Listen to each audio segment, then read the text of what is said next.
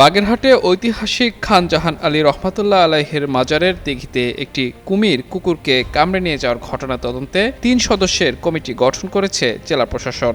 শনিবার বিকেলে বাগেরহাট জেলা প্রশাসক গোলাম মোহাম্মদ বাতেন গণমাধ্যমকে তথ্য নিশ্চিত করেন।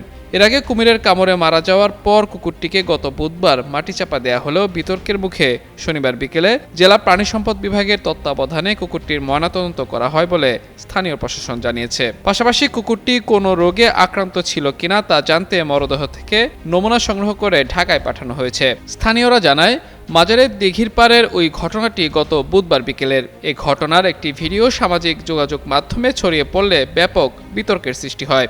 ভিডিওতে দেখা যায় কুকুরটি দিঘির পাড়ে বসে আছে।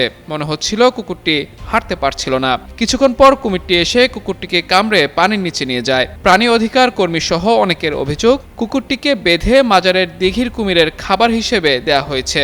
তবে প্রত্যক্ষদর্শী ও মাজার কর্তৃপক্ষের দাবি, কুকুরটিকে বেঁধে পানিতে কুমিরের সামনে ছেড়ে দেওয়া হয়নি, বরং কুকুরটি অসুস্থ ছিল এবং পানিতে নামার আগে বেশ কয়েকজনকে আক্রমণ করেছিল।